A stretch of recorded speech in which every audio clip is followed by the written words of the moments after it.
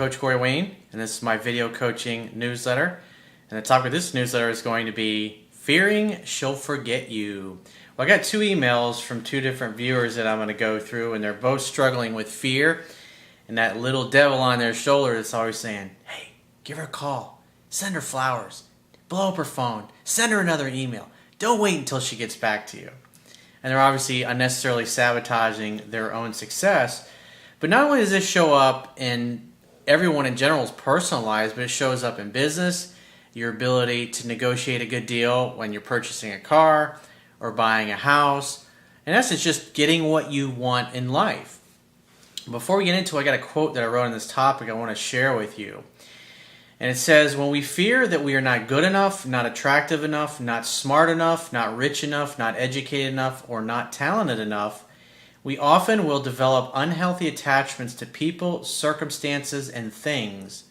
We literally do not believe or feel that we deserve to have someone want us as much as we want them, or that we cannot have the things in life that we want, because we have developed a limiting belief that we tell ourselves to justify our dysfunctional behavior and model of the world. Subconsciously, we develop unhealthy belief systems that justify whatever it is that we feel we are lacking in life. Then, when we encounter people and circumstances that are a match and justify that false and limiting belief, we hold on to them trying to force things because they are aligned with our belief system. The only way to overcome unhealthy attachments is to let go of them and dare others and circumstances to let us go. If they let us go, then guess what? It was not meant to be. The right people and circumstances will effortlessly fill the spaces that you have created in your own life for them. The wrong ones will be full of effort, frustration, and difficulty and never stick around long term. Things that dissolve in your life dissolve because they are not aligned with your destiny. So let's go ahead and jump into the first guy's email. He says, hey coach, thanks for all your amazing videos and your brilliant ebook. You're doing men a tremendous service, and I look forward to a possible video coaching session in the future. He says, and to everyone who you share this with, the proof is in the pudding. That's why I say all the time, it really doesn't matter how successful I've been and all the great experience. If you're not applying these things in your own life and it's not working for you, then it really doesn't fucking matter. Because to me, the true definition of a good coach is someone that's able to teach things that actually work for people. And that's the beauty. That's why I give all my best information away. People can even read my ebook for free on my website. And they can go through countless articles and over 1,400 something videos now that I've done at this point answering questions. The idea is that the reason I do these videos is I'm going through specific circumstances where people are running into challenges applying the fundamentals that are in my ebook. The idea is you can watch the videos and learn from them and learn from other people's mistakes, including my own mistakes, and go apply these things in your own life so you can speed up your success and get to a place where you're really happy and you really enjoy your life, you do something that you love for a living, and you get to spend it with the kind of people that you've always wanted to spend it with. But it's a process, and it's a process often that takes a minimum at least 5-10 years, maybe even longer, to really get to a place where you're working the job you want, or you have the business that you've always dreamed of, or you have the kind of friends that you've always wanted to have in your life, or you're making the kind of money that you want to be making. Most people tend to major in minor things, and they're just simply not willing to pay the price and to do the work because they allow their fears, their irrational fears, to overwhelm them and just kind of keep them stuck in the paralysis of analysis all the time. He continues on, he says, as a scientist and with this singular opportunity, I decided to conduct an experiment once I started really watching your videos. I'm not sure that there was a future with this ex-girlfriend, but she's always gotten in touch with me month after month, even when I was acting like a beta male. I figured that if you always get based on what you've always done, what if you start changing things up? Call it a New Year's resolution. We briefly dated in the summer of 2012, long enough for me to chase her away. Nice job.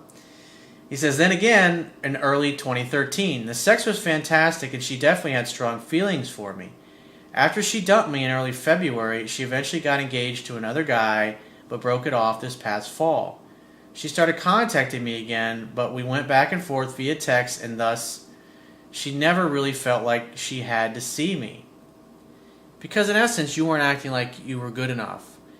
And women want, I talk about it all the time, women want a guy who is an alpha male, who looks her in the eye and acts and feels like he deserves to be there. But if you're in a fearful state, if you're fearful she's going to forget about you, if you're fearful you're going to get ditched, all that comes from usually beliefs that you developed in your childhood or from your friends or your family or your peer group, that basically you tell yourself that I'm not good enough, there's no way a woman of this quality, or there's no way I could get that kind of job that I want, or there's no way I could get that person to invest in my company, my business, or there's no way I convince that guy or that company to hire me. And so you don't do the things that you know you need to do. You don't go to the gym, you don't study hard in school, whatever it happens to be. And of course, when you do that, when you're reacting from a place of fear, since you're not taking the actions that you know you need to take, then you look around and you see what's in your life and go, oh, see, of course I don't deserve what I want. Look at all this evidence that's in my life. But the reality is you're not taking the action that you know you need to take, and then when you come across somebody who's not showing up in the way that you would like, you try to force things because deep down you don't feel you deserve it. And so, like for me, when I was younger, I stayed hung up on women that just really had no interest. Because you see too many movies, you think, oh, if you just taste a girl long enough, you stalk her long enough, she's magically going to fall in love with you and want to be with you. The reality is, attraction's not a choice. They're either into you or they're not. And when a woman turns you down or blows you off or really isn't that enthusiastic about you, you need to keep circulating, you need to keep moving. Because when you can walk away from those situations, in some cases, those women will come running after you when they really weren't that into you in the first place, because so few men are willing to do that. He says, she stood me up once and I told her not to call or text again. A month later, in the beginning of December, she got back in touch. My semester, notice how he says, don't ever contact me again, and she does it. He says, my semester finals, and even that didn't discourage her. He says, my semester finals were approaching and I told her she'd have to wait. Nice. You're busy. You got to take care of your purpose and your mission in life. That needs to be first and foremost and paramount in a man's life. Because if you're not happy doing what you love and focusing on your mission and purpose, you're not embodying what masculine energy is. And that's what attracts feminine women to a masculine man in the first place. He says, yet I made mistakes and I kept texting her during finals. It's like, so you tell her one thing, oh, you're going to have to wait, but yet you keep pursuing her and you keep chasing her. That's all driven by your fear that she's going to forget about you, or if you don't stay in touch, if you don't do something, and you ignore the fact that you told her don't ever call me again, and then a month later she calls you. And the whole reason your belief system is what's really driving you, your dysfunctional belief system. That's why it's really important to be aware of your self-talk and what you're thinking internally and what you're feeling internally. He says, when my finals ended, I called her, and later that night she texted me telling that she didn't think it was worth pursuing. You literally talked her right out of going out with you. It's like you tell her, don't ever call me again, she calls you, and then you're like, I'm busy, I got to take care of my finals, and yet you continue to text, and you continue to pursue, all coming from the place of, I'm not worthy, I don't deserve you, I'm not worthy. And then after a few weeks, she goes, yeah, you're right, dude. You're not worthy. And therefore, I don't think it's going to go anywhere. You turned her off. The feelings that she had of attraction just totally dissipated because you were constantly acting like you weren't worthy. He says, I got butthurt and told her she was such a fool. Here's where things got really interesting. 2 days later, I ran into her on the street while out for a night with friends. I set up a date for the day after Christmas, and she even texted me later that night telling me I looked good, i.e., I find you very attractive, in that moment. It only applies in that moment when she says that. See, guys will latch onto that, and 3 months later she's like, hey, she said I look good, but yet she won't ever make a date with me. And I keep calling her constantly, and she says no, even though she told me I was good looking. This is what most guys do. They talk women right out of it. And that she was looking forward to it. I texted, and here's where he fucks up. I texted her in between running into her and the date, and then she ended up canceling. You talked her right out of going out with you because you just couldn't help yourself. I'm not worthy, I don't deserve her, it's just a matter of time before she gets rid of me, and then that is what drives you, and then what happens? She blows you off and gets rid of you, exactly what you feared. What you fear, you will attract. But what you look at disappears. Just like I said in the quote, it's like you got to dare her to blow you off. You got to dare her to forget about you. Because if she does, fuck her. You'll find somebody better. That's just the way you have to approach life. Remember, there's 6.5 billion people on this planet, and no matter what way you're interacting with them, whether in a friendship way, a romantic way, a business way, a career way, there's always somebody else. There's always another company. There's always another opportunity. But you have to circulate. Think about it. What happens if your heart stops pumping your blood? You're going to die. What happens if the planet stopped rotating around the sun? That would probably be really bad. He says she claimed that she was heading home to California earlier than her original flight and apologized.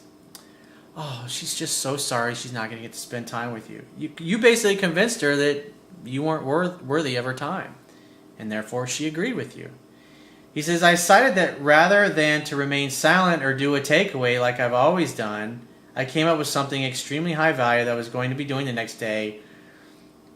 Approval-seeking behavior. You're trying to prove yourself to her. Hey, look what you missed out on. I wouldn't have done anything. I was just like, hey, well, give me a call when you get back in time. We'll plan something then. And then you got to walk at that point. But it's like his mind he's still being driven by his fears. And told her that if it works out, it's because I had extremely high value thing. Oh, let me back up here. He says, I came up with something extremely high value that I was going to be doing the next day if we hadn't gone out, and told her that if it works out, because I had that extremely high value thing coming up anyway. She ate it up and told me she was bummed about the date and would contact me when she was back in town in January. When a woman says that, you must let her do that. You have to give her the space. But if you're in a fearful state, what happens? You wait a few days, you wait a week or so. I haven't heard from her. I got to do something. And then you reach out and you pursue and you just push her away. He says, last year at New Year's, I texted her at midnight. So you couldn't wait till the New Year. It's like, come on, man. Seriously, dude. She responded immediately by texting from her family's trip. I texted her again on January 4th, and we went back and forth, me asking her questions. Oh, so this is actually last year's at New Year's. He says, I repeated every few days. When she was back in town, she scheduled a date. We went out, had fun, and ended up back at my place for sex. We only saw each other for a few weeks because I'm sure I over-pursued her, but I can't remember the play-by-play. Hey, well, at least you got laid, dude. But the bottom line is you still drove her away. And this is a pattern. This is a pattern that you have to break. And I went through it. I wrote about it in my book. And it was a motherfucker. And any guy that's going through it now, if I can do it, you can do it. And if you really want to get this part of your life on autopilot, you have to get to the place where you just let it go. It's like hitting the tennis ball over the net. You hit it over, and you got to wait for it to get hit back. You can't run around to the other side of the net and hit it back over to yourself. He says, I know I double and triple texted a lot. This year at New Year's, I was silent. Nice. Okay, so you did do the right thing. On January 7th, she texted me saying she was thinking about me, hope I had a great New Year's, and to say hello. Well, when that happens, you should assume that she wants to see you and make a date. Hey, great to hear from you. I'd love to see you. When are you free to get together? He says, I reciprocated and told her to let me know when she was back in town. Good job. She couldn't wait, and 3 days later, she told me to let me know. She later told me and let me know her availability for this past weekend to catch up and have a drink, which was Martin Luther King Day weekend. I told her on Friday, grab a bottle of wine and head over to my place and we'll make dinner and catch up. Where have I heard that? I know I've heard that somewhere. There's this dude, Corey Wayne, on the internet that says that quite often. Must be where he got that from. She agreed, and I was silent until Thursday, and I confirmed. If you set a definite date, dude, why are you confirming? Great, I'll see you then. And that's it. You don't need to call and confirm her. Never fucking do that. That is weak. If a woman won't make a date and she asks you to call and verify it later on, just say, well, if you're not sure, then why don't you get in touch with me when you know your schedule and when you know you're definitely available, we'll plan something then. I don't want to commit to a maybe date. That communicates that your time is valuable and that you got other things going on and you got other opportunities. It puts her in a place of fearing that you'll forget about her. Therefore, oh, it's okay, Thursday, I'll definitely be there. I've had several instances like that I wrote about in my book. He says, and then later on that evening, she asked me, red or white wine? I said, surprise me. She came over, we made dinner, caught up, had fun, and had sex. Ding, ding, we have a winner. It's amazing what happens when you actually listen to what I teach. Good fucking job, dude. This is your birthright. This is what you deserve. This is the way things are supposed to be. He says, she left and texted, thank you, and I responded, my pleasure. She said goodnight. 2 very different scripts to get me to the same place in roughly the same amount of time. When a month ago, she said she didn't see anything worth pursuing. That's what she meant in the moment. That's what she was feeling. Remember, women are emotional beings, and she's talking about what she was feeling in that moment. He says, of course, this year was a whole lot less effort. As it is, I don't think pursuing her at all would have worked this year because of all my beta moves. That's scientific proof that your material works. Here's my question. I left last Saturday without contact. Midday on Sunday, I texted, hey, I want to see your sexy smile again. When are you free this week to get together? I wouldn't have done that. Remember, this is a girl that ditched you and blew you off. Why should you pursue her? She reached out to you when you didn't do anything. Current events tend to form future trends, as Gerald Salente says. So why wouldn't she reach out to you again in the future?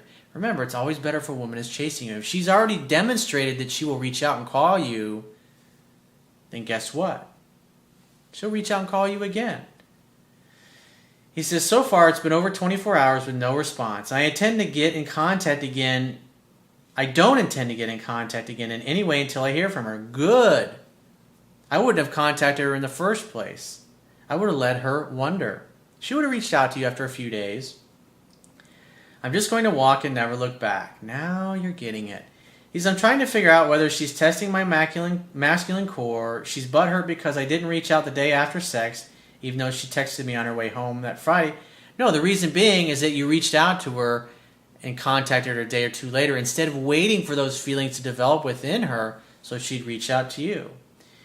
He says, I thought I was a good place to cut off after responding, or she's genuinely not interested in anything else. Where you screwed up was reaching out to her 2 days later and trying to plan another date. Because in this particular case, if it was a new woman that you had just started dating, that would be fine. But in this particular case, this is a girl that blew you off. You don't chase after a woman that blows you off and treats you like trash. And so in this particular case, since she's already demonstrated that she'll reach out when she hasn't heard from you, you got to give her that space. And if she's reaching out, guess what? She really wants to see you. And it's going to be even easier when you do that because she's wanting to be with you. It's literally like her opening the door and you just having to walk through it. He says, from this girl's pattern, if there were anything final she were going to say to me, she'd definitely say it to me rather than drop off the face of the earth. And she's always kept lines of communication open. Great, then let her do that. I also think that maybe now that I've reached out after the date, she feels a little more self-assured, like she can take her time to respond. Yep. And lean back and knows more where she stands with me. How long does it typically take? Flip a fucking coin, dude. Every woman's different. And it really depends upon how much you've over-pursued. But usually it takes about, it'll take about 2 weeks. But there could be another guy in her life that she's seeing. You just really never fucking know. So here's an update that he sent me after he sent this first email. He says, let me add that she did get in touch with her availability after 30 hours. So she waited basically a day and a half. That's good. A lot of women will do that. And that's why you got to fucking bite your tongue, bite your nails, whatever you got to do. He says, I set a date after an hour. Then she asked, will you please permit me to be a bit blunt with you? I respond, of course. I want to hear everything you want to say. If something's bothering you, why don't we talk about it in person on Thursday on our date? Or you're welcome to call and talk to me about it. So she lets it go overnight, and then this morning she says, yes, we'll talk in person. It's nothing too important. I did realize, looking at my schedule, I had plans Thursday and forgot about it. I will text you ASAP when I know I am actually free. So you make a date, and then within 24 hours she's telling, darn it, something came up that I forgot about. And she's doing this on purpose. I promise you she's doing this on purpose because she's trying to see if you're going to get angry or you're going to get butthurt, and if you're going to go back to the same old weak, needy guy that you were before. He says, amazing how these plans creep up. My response was to neutralize her and take the wind out of her sails. Thanks for letting me know. Well, I'd love to see you when you're free. So yeah, check your schedule and get back to me. Have a great week. Perfect. Good fucking job. That's the appropriate response. He says, it's like I don't give into her games about plans, so she starts to try to create drama or seek attention with this bluntness thing. All it really is she's just testing you to see if she can jerk you around, if it's going to move you off center. And then here, you hit the ball back over, and you're like, get in touch when you know your schedule, and that's it. So when she gets in touch, make her wait 4 or 5 days or maybe a week before you actually have time. And then plan the date, and then get off the phone.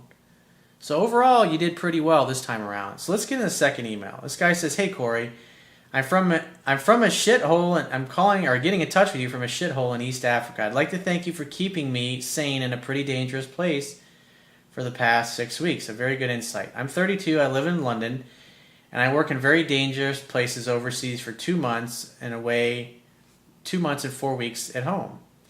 So you're away for 2 months, and then you're home for 4 weeks.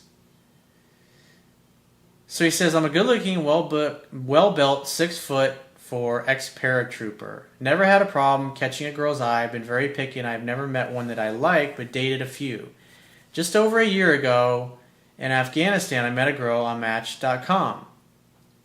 So you're probably working in private security after you got out of the military.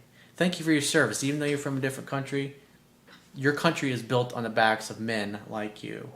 And without men like you, there would be no free country. Even though our politicians are doing every fucking thing they can to legislate all our freedoms away. He says, first date, we were perfect for each other. Stunning looks, even more unique personality. It took me 15 years to find one girl. Well, part of the problem is the way that you were approaching. Every time you met a girl you really liked, you, in essence, chased her out of your life. I used to do the same thing. But the good news is you're here and you're learning. And the past does not equal the future. He says, unknowingly, I did most things right while dating, apart from the texting, playing it cool. She's 25 and fell head over heels in love with me very quickly, and I just went with the flow. She talked about marriage, kids, moving in, spending our lives together, and I wanted the same. Well, remember, when a woman talks about those things, it only applies in the moment that she's talking about it. Being away so much, it broke her heart every time, and in the end, to having to see a counselor having very bad thoughts, I later found out. And because of this, maybe some other things, she would try and split up every couple of months to protect herself. And again, I unknowingly did the right thing, and she would be back with me every time in a few days, with me just thinking she was being immature.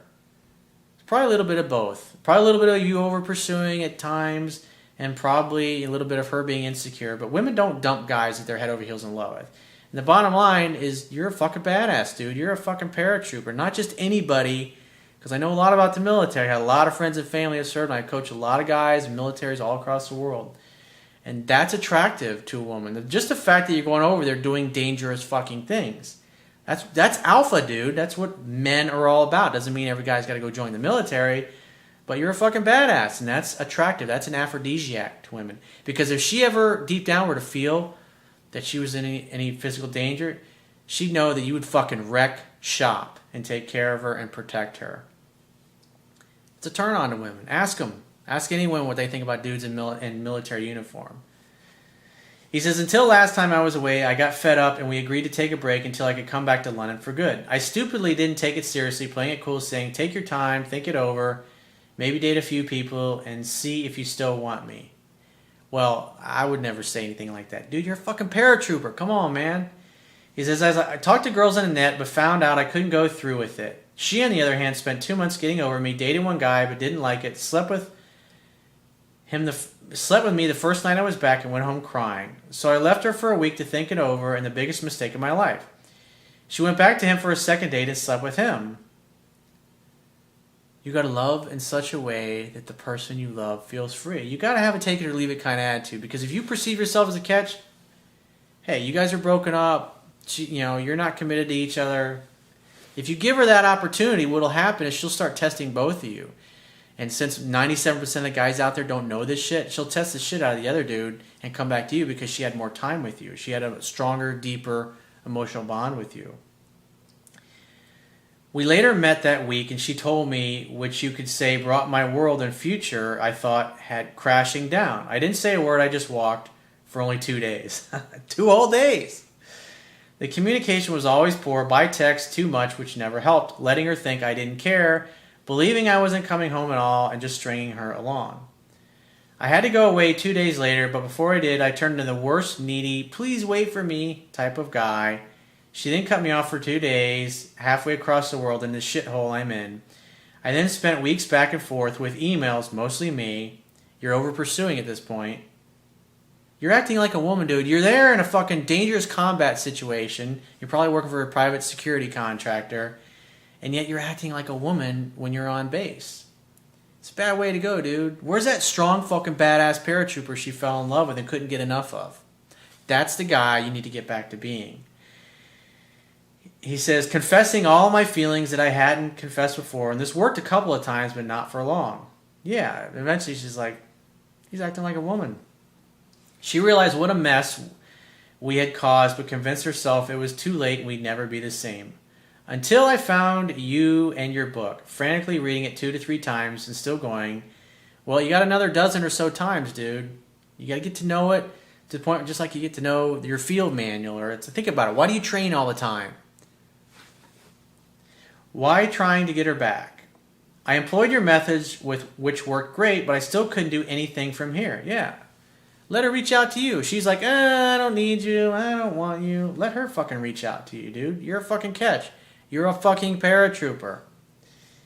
He says, bottom line, being the more I backed away or made her wait for my text, the more she went back to chasing him while he seemed to do the right thing. I said no to being friends, no to being her backup. Good fucking job. And stated that what I wanted and set a date. And this worked well, apart from it being 5 weeks away. She went back to him. Hey, you gotta have the attitude of, hey, he can keep you busy when you're not with me. But then when I'm back in town, the real man will be back, and then we can spend time together. And again, I slipped back to saying too much, and sorry for not being there. I know it's tough, dude. It's amazing. This guy is a badass in combat, but when a woman gets in the picture, he just wilts like a little flower. The worst day was when she went cold and had an interview for a job at the same gym that this gym queen works in their hometown. I knew it was over and she had chased him all the way. One good thing is every time she sees me, she falls in love again and can't take her hands off of me, but when away, she naturally feels less and doesn't believe I'll be back for good. Hey dude, if this is what you love doing and this is your purpose and mission in life, keep doing it. He says, I know I'm better than this other fucking guy, and if it was me or him, it would be me. The problem is I've been away and talking like a silly little girl, her forgetting about me while he's doing the right thing. They did split 2 or 3 times. Well, guess what? That'll continue to happen because he obviously doesn't know what the fuck he's doing. And when she's not hearing from you and wondering what you're doing, the dangerous badass paratrooper that you are, and this guy's acting like a fucking pussy, guess who she's going to come back to? Oh, yeah. It's in the bag, bro. Just like James Bond. Come on. He says, but I think because she still loved me, the gym job proved otherwise. You just drove her into his arms. That's all that happened here. My question being, what can I do to get her to see me without contact? Nothing. I've told her I don't care about him. If it doesn't work out, give me a call. I'd love to see you. That's it. You've already done all you can do at this point. But my biggest fear is that she will fall in love and forget about me if I don't see her soon. Well, they've already broken up 2 or 3 times, dude. It's just a matter of time because he obviously ain't doing enough right.